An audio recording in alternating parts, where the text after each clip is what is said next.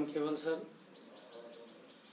आप लोगों को आज कक्षा 10वीं का मॉडल पेपर हल कराऊंगा बेटा, और इस मॉडल पेपर को बहुत अच्छे तरीके से हल कराऊंगा।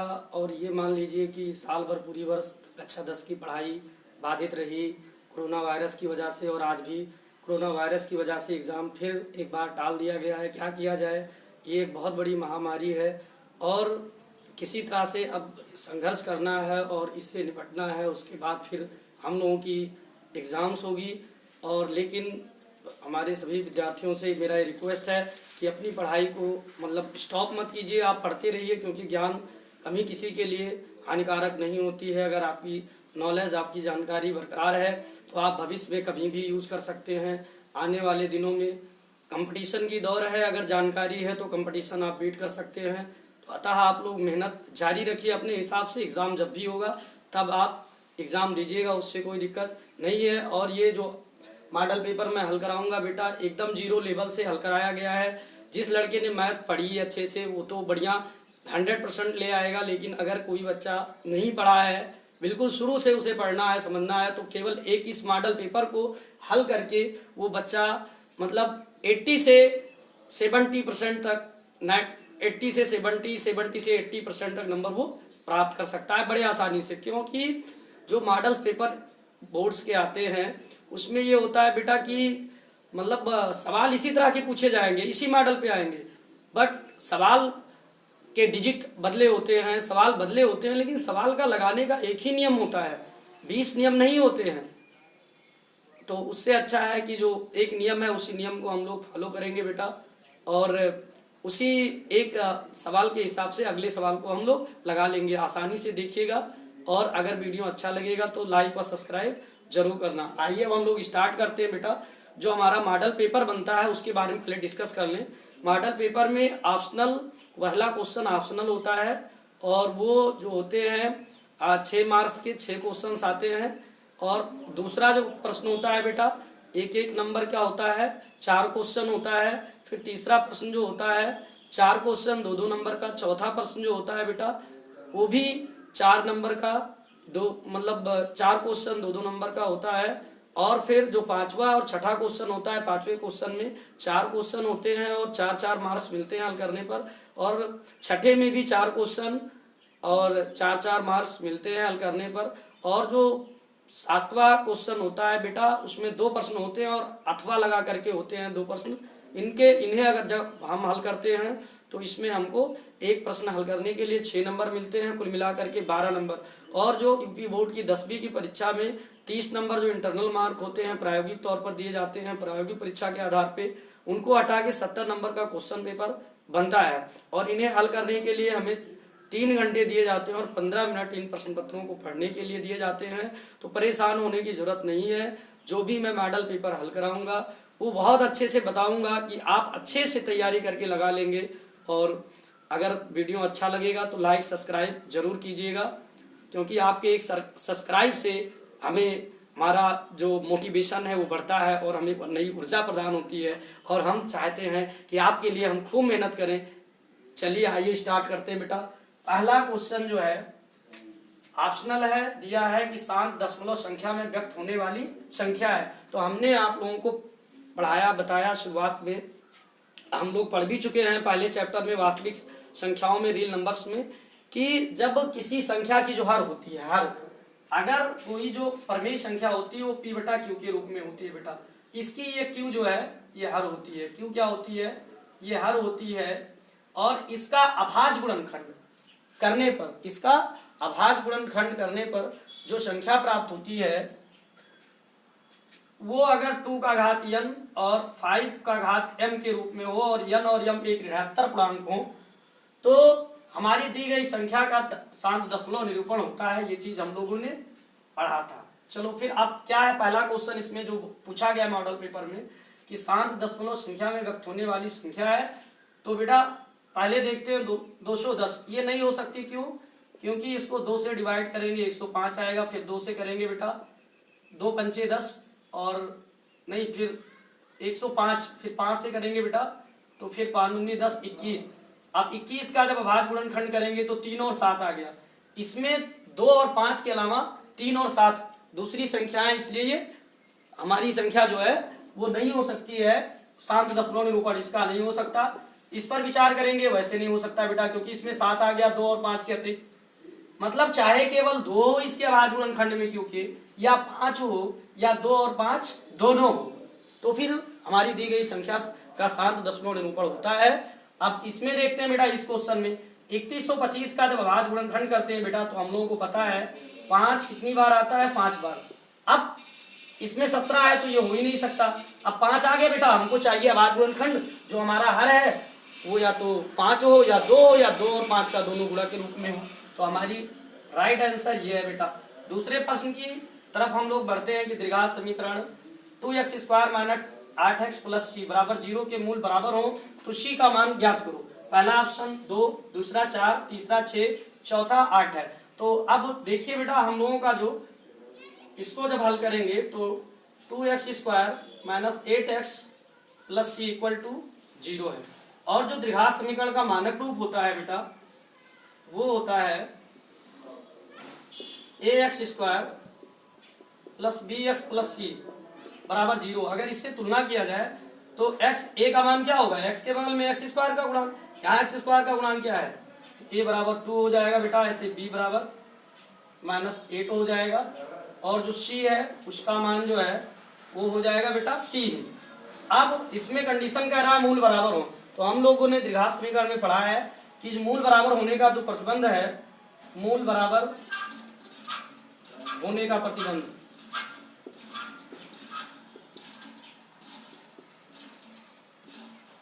वो होता है बेटा v² minus 4ac equal to 0। इसको विविक्तर बोलते हैं। अगर ये 0 आ जाए तो मूल बराबर होता है। अब b का मान हमारे पास -8 है बेटा, रख देंगे 8 का स्क्वायर माइनस 4 और a का मान जो है वो 2 है और c का मान c है इक्वल टू 0।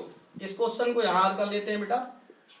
अब आगे क्या करेंगे, बराबर 0 होगा यहाँ, फिर आगे हल करेंगे तो 8 था 64। अगर किसी भी संख्या पे माइनस है और उसका घात सम है तो प्लस हो जाएगा, -4 दूनी 8c इक्वल टू 0 बेटा। अब अगर 64 दल ले जाएंगे तो माइनस हो जाएगा, -64, ये माइनस माइनस क्रॉस हो जाएगा बेटा, c बराबर 64 बटा जो है 8 आ जाएगा, 8 × 64, c बराबर 8।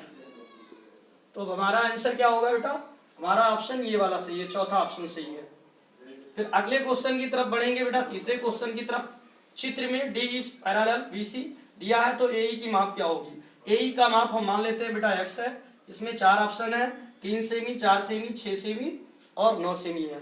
अब हम लोग क्या करेंगे, देखते हैं बेटा। सबसे पहले तो हम ये समझिए कि ये 2 त्रिभुज है और ये पैरेलल है, तो इसमें एक त्रिभुज ADE है और एक त्रिभुज ABC है। जब ये और ये पैरेलल है और एक तिर्यक रेखा काटेगी तो जितने अंश का ये बनेगा उतने अंश का ये बन जाएगा।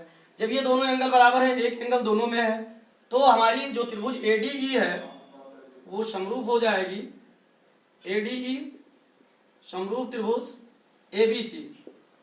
और हम लोग जानते हैं कि अगर त्रिभुज समरूप है तो उनकी संगत भुजाओं में समानुपात होता है।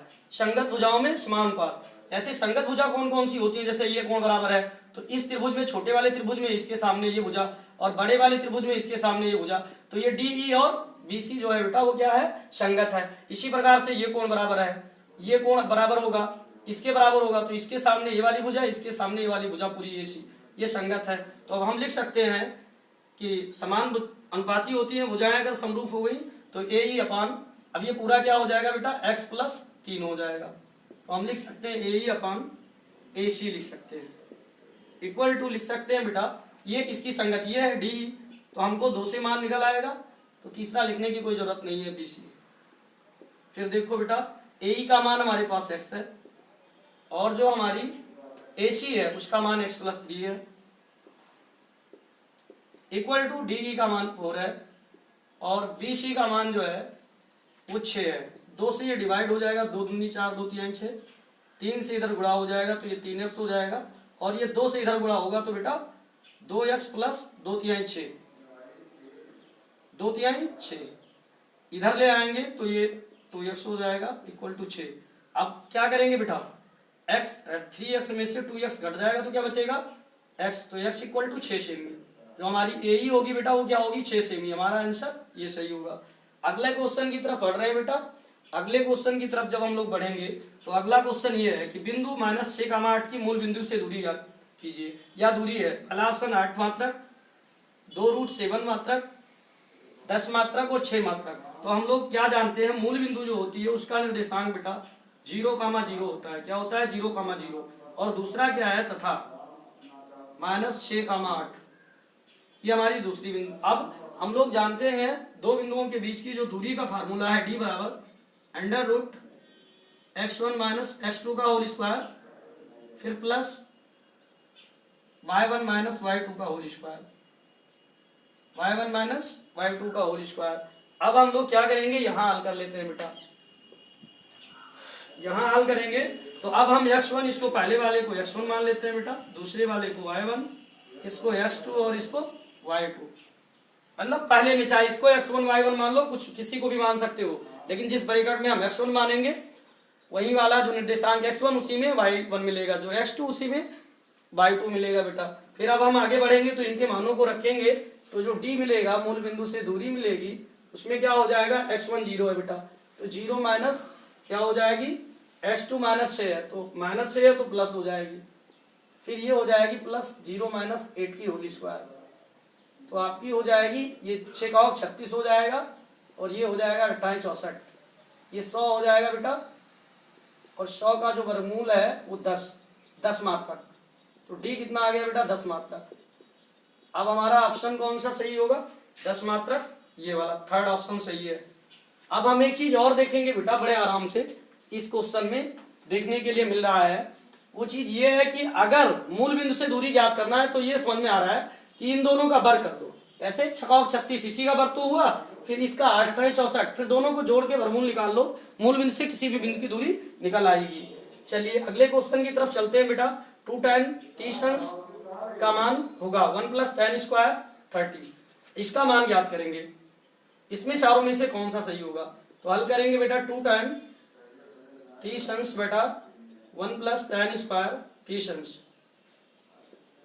अब 2 tan 30 अंश है बेटा, तो इसका मान जो है tan 30 का मान हम लोग जानते हैं 1/√3 होता है, 1/√3 हो जाएगा, और 1 + 1/√3 का होल स्क्वायर कर देंगे, तो अब क्या होगा, ये तो हो जाएगा 2/√3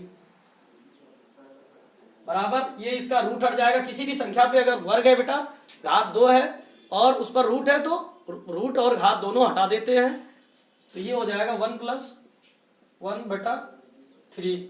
अब आगे क्या करेंगे, देखेंगे ध्यान से कि ये 3 एकम 3 एक 4 हो जाएगा 2/3, और ये हो जाएगा बटा, यहाँ लगाते हैं बेटा बराबर बीच में 4/3। अब ये उलट जाएगा, तो ये हो जाएगा 2/√3 गुणे 3/4।